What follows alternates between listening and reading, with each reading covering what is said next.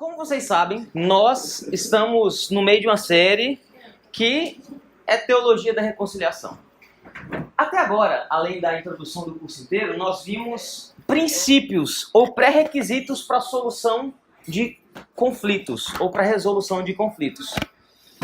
Nós vimos isso em 3 aulas. Esse é o slide da aula passada, que foi a parte 3. Mas são 4 pré-requisitos, onde o versículo 1 e o versículo 3 eles funcionam como se fosse o pão do sanduíche. Paulo ele começa pedindo, rogando coerência para os crentes, falando assim, olha, vocês precisam ser coerentes com a vocação de vocês. Como que vocês serão coerentes? Buscando humildade, mansidão, longanimidade ou paciência e produzindo, tendo tolerância amorosa. Mas isso deve ser feito com diligência, e quando isso é feito com compromisso e com diligência, isso produz unidade e paz através do Espírito de Deus. Essas 4 qualidades nós precisamos buscar como cristãos e também, principalmente, se você vai se envolver com resolução de conflitos. Até aqui nós vimos isso. Hoje, nós começaremos a lidar com questões mais práticas. Porque se isso aqui era um pouquinho mais teórico, porque nos preparava para lidar com as questões, a partir dessa aula, nós vamos ver textos específicos para situações específicas. Hoje, nós veremos como lidar com a ofensa das pessoas. Depois, nós aprenderemos a lidar com problemas das pessoas. Então perceba, hoje o problema é com você, mas você não está errado. Haverá aula que nós aprenderemos a lidar com o problema das pessoas. Outras são terceiros envolvidos. Você quer ajudar? 2 pessoas que estão brigando? O que você faz? Depois nós teremos uma aula que nós lidaremos com situações onde você é o culpado. E assim até nós lidarmos com boa parte dos conflitos existentes dentro do nosso meio.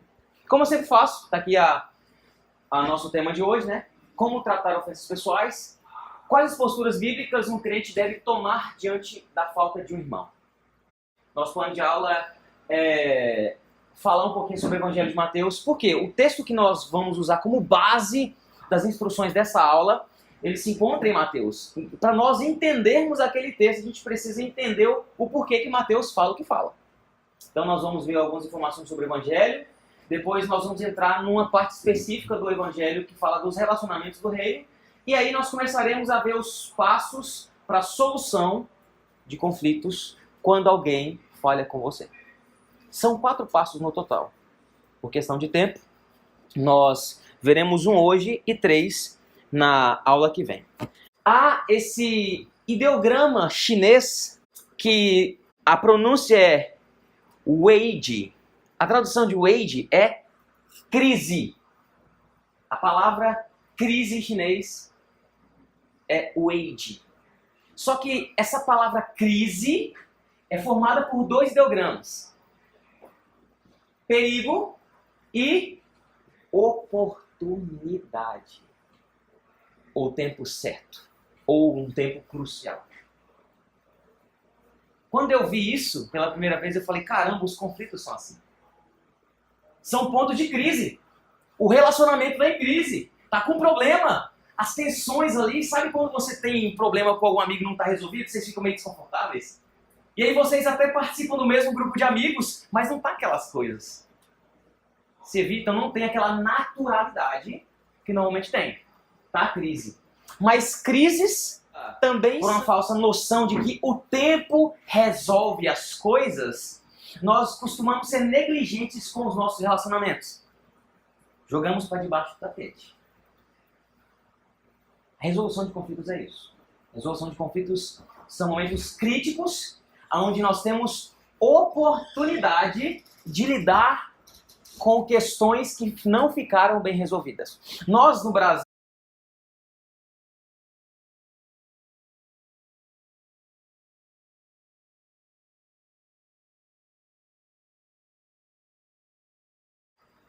quantas pessoas você conhece casadas, estou falando de casamento aqui agora, que convivem juntos há anos, convivem bem, mas se você for pegar uma separada da outra e conversar com ela, você vai ver que tem algumas coisas de anos atrás que não ficaram bem resolvidas. Perceba, não foi aproveitado a oportunidade, o tempo certo, diante do perigo, quando aconteceu a crise. Quando nós vamos lidar com resolução de conflitos, nós lidaremos com crises. Nós lidaremos com perigo, mas isso é oportunidade. Então eu quero desafiar você, diante de tudo isso que nós temos visto, e diante da aula de hoje, a você lidar com seriedade com seus relacionamentos. Procure as pessoas que magoaram você, que tiveram problema com você e resolvam definitivamente o problema. É o que nós aprenderemos aqui. Tá bom? Nosso texto base é Mateus 18, 15 a 20. Ele diz assim: se teu irmão pecar contra ti, vai arguí-lo entre a ti e ele só. Se ele te ouvir, ganhaste teu irmão. Se, porém, não te ouvir, toma ainda contigo uma ou duas pessoas, para que, pelo depoimento de 2 ou 3 testemunhas, toda palavra se estabeleça. E se ele não os atender, dize-o à igreja. E se recusar a ouvir, também a igreja considera-o como gentio e publicano. Em verdade vos digo que tudo o que ligares na terra terá sido ligado nos céus. E tudo o que desligares na terra terá sido desligado nos céus. Em verdade também vos digo que se 2 dentre vós sobre a terra concordarem a respeito de qualquer coisa que porventura pedirem, ser-lhes-á concedida por meu Pai, que está nos céus.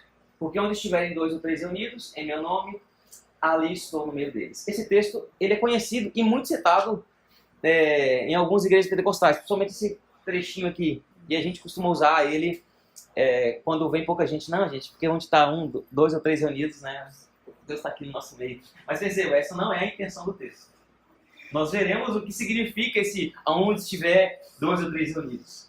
Mas hoje nós lidaremos com o primeiro passo, que é o versículo 15. Algumas considerações sobre o Evangelho de Mateus. Percebam, se esse texto está em Mateus, é importante a gente entender o que Jesus estava querendo dizer ali. Ali são palavras de Jesus. O que está acontecendo aqui? Por que essas palavras estão no Evangelho de Mateus? E aí nós começamos a perceber algumas questões importantes, como, por exemplo, os destinatários.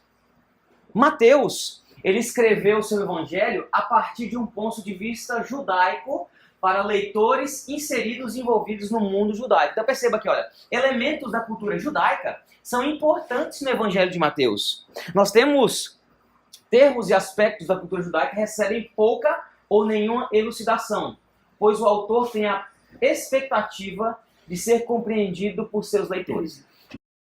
No Evangelho de Mateus, quando ele usa alguns termos ou aspectos da cultura judaica, ele não faz questão de explicar. O público dele já sabe esse tipo de coisa, por que ele vai gastar esse tempo? Só que você não é judeu, e nem eu, a gente não sabe. Por isso é importante algumas questões serão tratadas. Por exemplo, ou melhor, uma maneira melhor de explicar, sabe a famosa piada interna? Piada interna é um excelente exemplo disso daqui. Porque toda piada interna, ela só tem validade, ela só funciona justamente porque você e a pessoa que você está conversando sabem do contexto. Meninas fazem muito isso. Menina, uma olha para a outra, elas conversam com os olhos.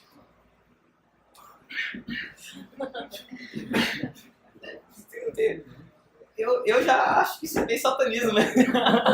Mas, gente, é conversar com os olhos. Uma olha pra outra, a outra. O que aconteceu? O que aconteceu? Perceba, isso só é possível por quê? Porque elas têm conhecimento do contexto da outra. De maneira que uma olha pra outra e a outra já entende na hora. Conhecimento do contexto. No Evangelho de Mateus acontece a mesma coisa. Como ele está escrevendo para um público judeu, de uma perspectiva judaica, ele nem explica as coisas que ele fala. E aí, que quando nós estudamos o livro, nós vamos entender algumas semelhanças. Porque é o seguinte, Mateus ele quer provar que Jesus é aquele Messias prometido no Antigo Testamento. Então ele cita muito o Antigo Testamento, muito o Antigo Testamento. E para mostrar para vocês aqui como ele cita muito o Antigo Testamento, algumas dessas expressões sempre se repetem. Ora, tudo isso aconteceu para que se cumprisse o que fora dito pelo Senhor por intermédio do profeta. Esse tipo de expressão se repete muito. E eu trouxe aqui esse quadrinho colorido maravilhoso para mostrar algumas citações que ele faz do Antigo Testamento. Então, eis que a Virgem conceberá, uma citação do Antigo Testamento. Em Belém da Judéia, também a citação do Antigo Testamento, que é o lugar onde Jesus iria nascer.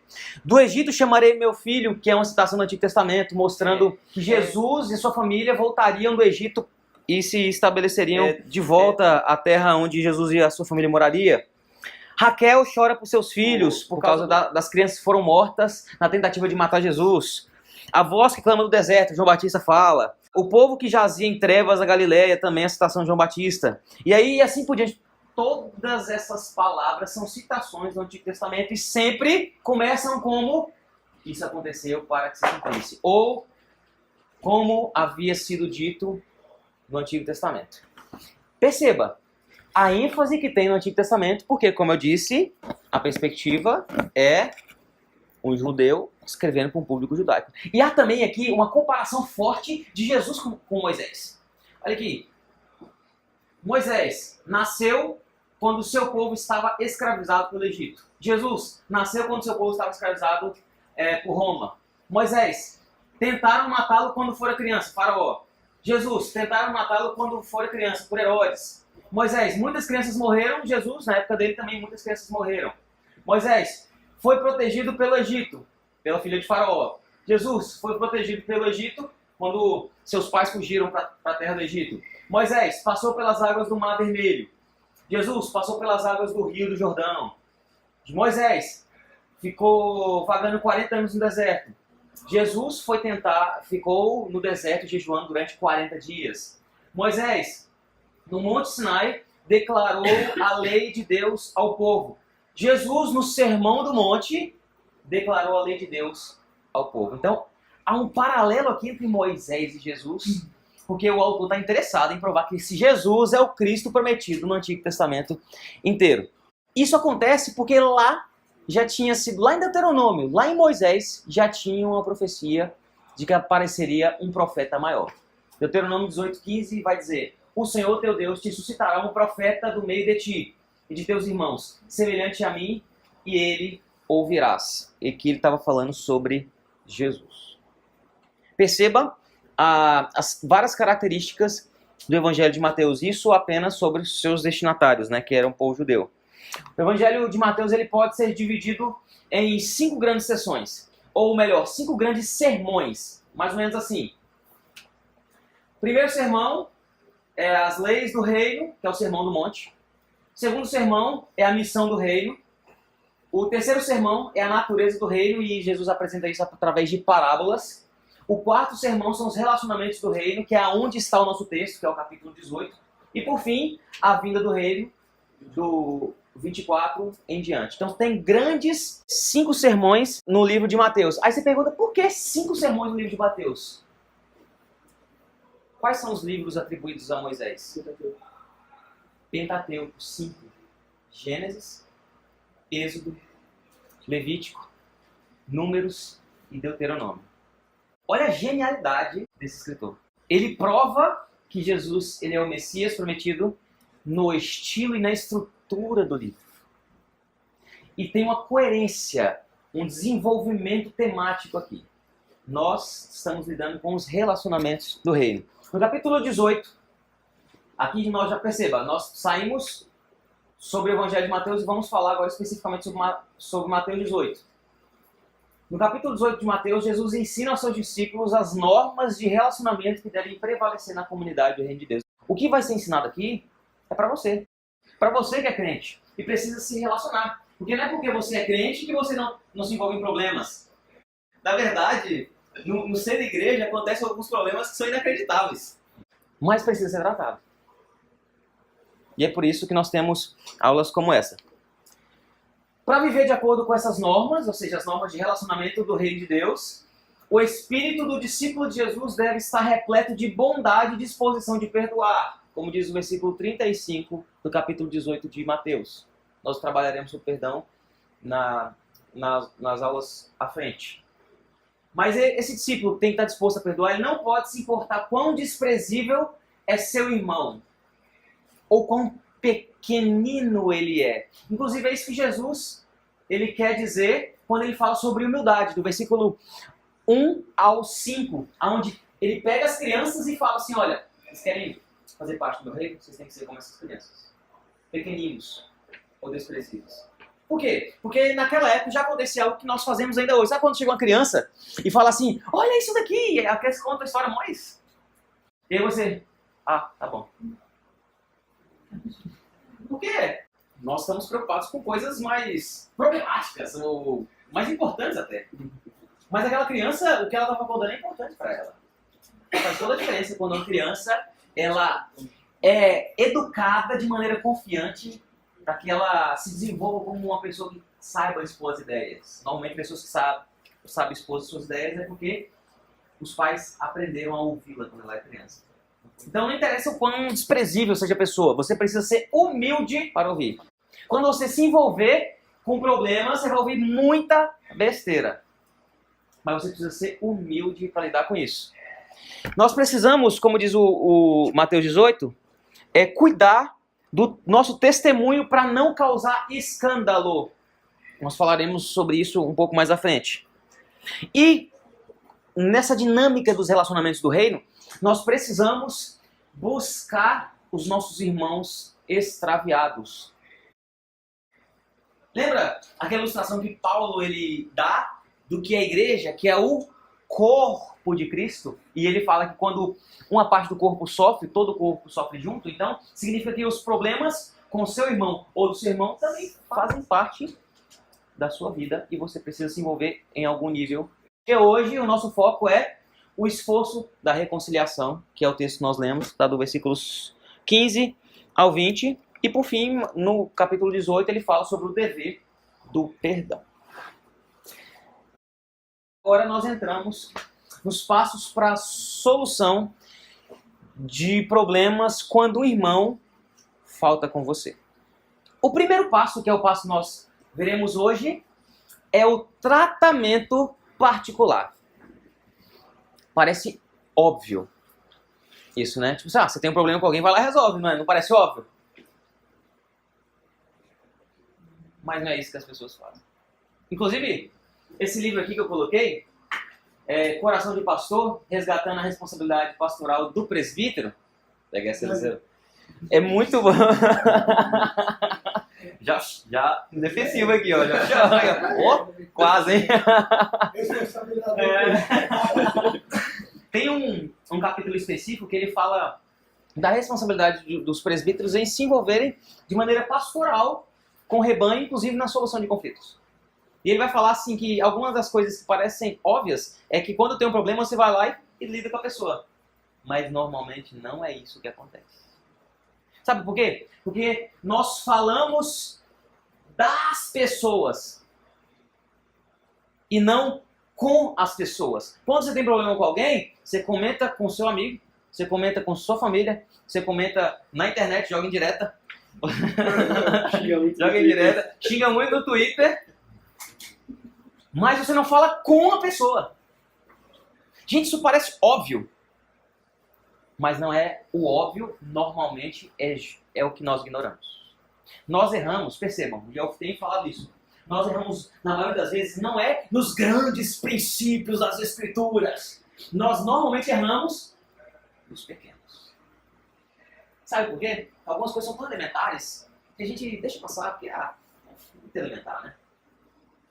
E a gente se preocupa com montanhas e deixamos cascalhos passarem. Quando nós temos um problema com alguém, nós precisamos de tratar de maneira particular. É isso que diz o texto de Mateus que nós lemos. Diz assim, olha: se teu irmão pecar contra ti, então perceba, pecou contra você, vai arguí-lo entre ti e ele só. Se ele te ouvir, ganhaste teu irmão. No grego, a construção comum seria: vai conversar você e ele. Mas ele faz questão de enfatizar, ó. Vai conversar você e ele sozinhos. Resolva o problema de vocês entre vocês. Porque, normalmente, quando nós somos feridos, a nossa reação natural é falar do problema, falar da pessoa, mas não falar com a pessoa. Imagine quanta fofoca poderia ser evitada. Quantos burburinhos. Meninas, já imaginou quantas tretas poderiam ser evitadas? Rapazes, vocês também. Fale com a pessoa. Isso vai exigir coragem. Vai exigir as 4 características que nós vimos até aqui. Humildade, mansidão, paciência e um amor para suportar a falta do seu irmão. Mas você precisa conversar com a pessoa. Quando você deixa de fazer isso, você está deixando de promover a paz e a união no corpo de Cristo. Sabe o que você está fazendo? Você está dividindo algo que Jesus Cristo morreu na cruz para unir. Está entendendo a seriedade disso? O Senhor manda o Filho dele lá do céu para morrer numa cruz, para formar um povo, e você está sendo um instrumento de Satanás para dividir esse povo. É isso que significa quando você não lida com as questões, com os problemas no meio do povo de Deus. E é isso que está no nosso versículo 15, né? Mas você pode dizer para mim assim, Luiz, se eu agir assim, vai ser duro. Porque como é que eu chego no meu irmão e falo assim, poxa, Eliseu, você errou comigo. Como é que eu faço isso? Como é que eu chego no Pedrão e falo assim, ô Pedrão, você errou comigo, cara. Não é desconfortável.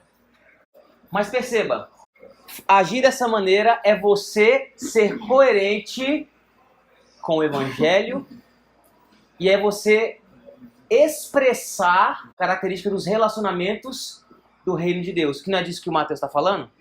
Paul Washer, sobre isso ele vai falar o seguinte: você precisa entender que a pessoa que te ama mais é a que te revelará as maiores verdades. Uma das maiores marcas de um falso profeta é que ele vai falar o que você quer ouvir.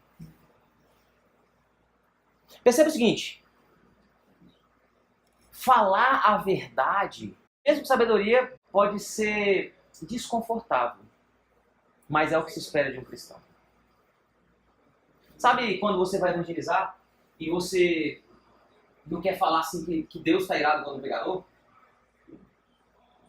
E você fala assim só que Jesus ama a pessoa? Isso não é verdade. Aqueles que Deus ama, Ele salva. Para todos, Deus está irado. E para aqueles que são amados, eles são salvos. Efésios 1 vai dizer que a base da eleição, a base dos escolhidos de Deus é o amor de Deus. O amor de Deus só faz sentido quando nós sabemos que Deus está irado contra o pecador. Eu já disse isso para alguns, talvez até aqui, mas quando eu fui para a Amazônia, visitei inúmeras comunidades. E as comunidades que eu visitei, elas são evangelizadas há 35 anos. 35 anos que toda semana vai um barco lá com pessoas e vão evangelizar aquelas pessoas. Só que, ironicamente, em 35 anos eles nunca conseguiram formar uma igreja. E eu achei estranho, mas tudo bem.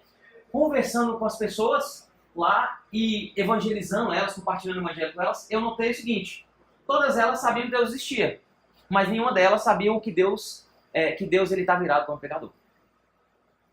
Então, eu converso com uma senhora de 70 anos, ela falou assim: tem 30 anos que visita minha casa toda semana. Ninguém nunca me falou, todo mundo sempre me falou do amor de Deus. Mas ninguém nunca me falou da ira de Deus. Como as pessoas sempre falavam que Deus me amava, eu sempre continuei minha vida. Deus me ama, eu tô continuando. Não preciso mudar. Não preciso de arrependimento. Aí ela falou, 70 anos, ela falou assim, olha, Então, talvez eu nunca tenha entendido a seriedade do amor de Deus e a profundidade. Deus ama tanto a ponto de entregar seu filho porque ele está irado contra o pecador. Sem a ira de Deus, o amor de Deus não faz sentido. Não exige mudança, arrependimento. Isso é duro. Mas se você ama alguém da sua família, se você ama os seus amigos, você precisa falar isso. Você precisa ser sincero. O que está em jogo é a salvação dessa pessoa na hora do evangelismo. Tá entendendo? Pode ser duro, ela pode não gostar. Você pode aqui perder a pessoa, mas você disse a verdade. Se você ama, você dirá a verdade. Transporte isso para a família. O quanto é difícil isso. E eu falo pessoalmente, os meus pais não são cristãos. Imagine eu dizendo para os meus pais, que eu respeito bastante, assim, Deus está irado com todo pecado. Mas há salvação e graça disponível. E é tempo de arrependimento. Se você ama, fale a verdade. John MacArthur, ele vai dizer: quando a tolerância é valorizada acima da verdade, a causa da verdade sempre sofre. Sabe aquela coisa de não chapalar? Algumas situações é melhor chapalar mesmo. Mas a verdade ela precisa ser trazida à tona. Tem que ser dita em amor? Sim. Mas tem que ser dita a verdade. Porque quando a verdade não é dita, sempre quem perde é a verdade. Nessa onda de tolerância, há um tempo atrás, durante alguns anos, eu mantive um projeto. O projeto se chamava Desintoxicação Sexual. Viajei por vários lugares do Brasil, dando palestras para adolescentes e jovens sobre o tema da sexualidade. E aí, uma das partes do projeto era reunir depoimentos de pessoas que são crentes, ou pelo menos se dizem crentes, frequentam a igreja, mas que tiveram más experiências com isso. Então o que eu fiz? Na época eu lancei uma pesquisa na internet. Pessoas do Brasil inteiro responderam. E aí as respostas eram as mais variadas possíveis. Boas e ruins. Mas o que ficou bem claro é que a mentalidade das pessoas acerca da sexualidade, ela está deturpada, porque não condiz com as escrituras. E aí, numa dessas, eu recebo uma resposta de uma moça sobre essa enquete que eu fiz e que eu costumava usar nessas palestras que eu fiz. Essa moça, sobre a pergunta se ela era crente e se ela já tinha tido algum tipo de relação sexual e como foi, ela respondeu o seguinte: foi ótimo e foi feito com o quê? Amor. Foi com meu namorado, hoje, noivo. Nós dois somos cristãos e eu acredito não ser errado fazer sexo antes do casamento. A igreja, de um modo geral, acaba idolatrando a virgindade e isso sim é errado. Pois é muita ironia Deus dá o sexo como presente e se caso a gente pratica é pecado. Ou se sente culpado, pois a igreja coloca isso na nossa cabeça. Que absorvemos como verdade. Antes mesmo de questionar todo esse paradigma, devemos parar de nos sentir tanto culpa. Isso aqui eu só copiei, né? Colei, né? Devemos parar de sentir tanta culpa com algo que é para ser vivido naturalmente e começar a viver melhor nossa sexualidade de um modo mais saudável. Parar de nos boicotar e retrair algo natural em nós. Então perceba, ela assume com naturalidade a questão do sexo antes do casamento, ela perdeu a virgindade com o namorado, na época que ela respondeu isso aí, era noivo, ela perdeu a virgindade com 19 anos e ela, na época, né, pelo menos frequentava a bola de neve. O que está por detrás disso? Por detrás está um discurso de tolerância em nome do amor, mas que acaba mudando a verdade. A isso, eu trouxe mais uma citação desse livro aqui, ó, Sociedade Sem Pecado. Olha o que John MacArthur fala nesse livro aqui, numa parte dele. A igreja tem sido por demais propensa a aceitar os modismos da opinião secular. Especificamente no que se refere à psicologia e à autoestima. Preste atenção, isso tem a ver com relacionamento também. Você tem que se sentir bem.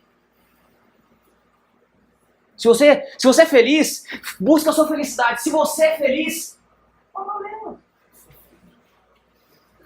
Tá entendendo? E nisso, é melhor para ser feliz deixar os relacionamentos ruírem, não defender a verdade. Ele continua dizendo, os cristãos meramente repercutem o pensamento do mundo quanto à psicologia da culpa e a importância de sentir-se bem a respeito de si mesmo. Não é o que a moça está falando? A gente tem que se sentir bem. A igreja como um todo está se tornando cada vez menos preocupada com o pecado e mais obcecada com a auto-isenção e a autoestima. Rapidamente os cristãos estão perdendo a visão do pecado como a raiz de todos os males. Isso nós já dizemos aqui, que a raiz dos problemas é o pecado. Ele continua dizendo, o impacto potencial de tal tendência é estarrecedor. Agora, perceba essa construção aqui. Afaste a realidade do pecado e você eliminará a possibilidade de arrependimento. Acabei de dizer isso. Anule a doutrina da corrupção humana e você invalidará o plano da salvação. Apague a noção da culpa pessoal e você eliminará a necessidade de um salvador. Destrua a consciência humana e você levantará uma geração imoral e irredimível. A igreja não pode se juntar ao mundo nesse empreendimento completamente satânico. Agir assim é destruir o verdadeiro evangelho que nós somos chamados para proclamar. Sabe por que é difícil o evangelismo hoje? Porque as pessoas não sentem culpa de nada. Precisa se sentir bem. Autoestima, né? Coaching, você se sentir bem, trabalha bastante. Não é assim? Isso não é evangelho.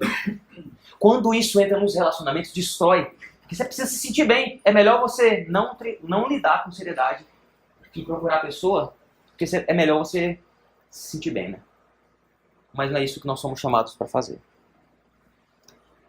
Nesse livro aqui, Vícios, um banquete no túmulo, o autor Edward Welk, ele vai dizer, nós precisamos amar a ponto de estar disposto a sacrificar o relacionamento pelo bem do outro. Você ama? Mesmo? Esteja disposto a sacrificar o relacionamento para que a pessoa esteja bem com Deus. Eu conheço um rapaz que ele namorou uma moça, que ele era crente, a moça era católica, e desde o começo do namoro eles já estabeleceram, olha, nós não vamos nos relacionar sexualmente. Desculpa trazer tantos exemplos específicos dessa área aqui, mas é os que estão vindo na minha cabeça. A moça falou, beleza, é nóis, estamos juntos aí, vamos casar vídeos, coisas todas. Mas ela era católica e ele era crente. Só passou 3 meses ali, pouco, a menina chegou nele e falou assim, então, ela falou pra ele, não, eu decidi que eu quero perder minha virgindade com você. Ele falou, não, beleza, a gente vai se casar. Não, você não tá entendendo. Ele questionou assim, ó, mas o seu ex-namorado se namorou há 3 anos. E ele sempre tentou se deitar com você e você nunca deixou. Eu falei, não, mas eu confio em você. Você tem qualidades que eu não via nele. E por isso eu decidi perder a minha virgindade com você, mesmo que a gente não fique juntos para sempre. Ela ainda perguntou, você me ama? Ele disse, sim, eu amo. Então é suficiente, para mim basta. Eles terminaram essa conversa, ele foi para casa, pensou o que fazer. No outro dia ele foi conversar com ela. Eu disse, olha, eu pensei, e eu amo você. É por isso que nós temos que nos separar. Não tem como nós mantermos o nosso relacionamento. Por te amar, é melhor nós convermos. Mas tem uma coisa, eu amo mais o Senhor também. Por amar mais o Senhor, o nosso namoro chegou. Você está disposto a amar tanto alguém a ponto de, pelo bem dela, sacrificar o relacionamento?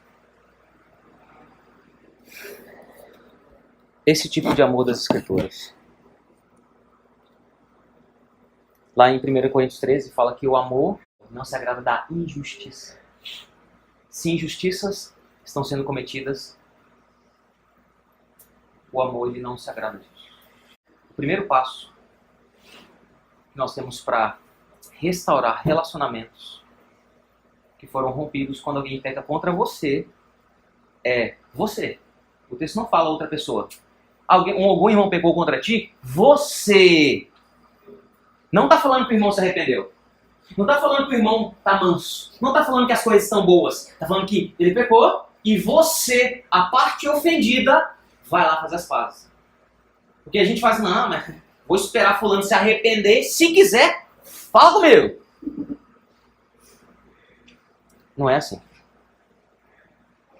Você é responsável pelo corpo e a unidade de Cristo. Se você ama, procure a pessoa. Porque nós fomos feitos para viver juntos como um povo. E eu quero terminar mostrando uma música que se chama Juntos, do Vencedores por Cristo.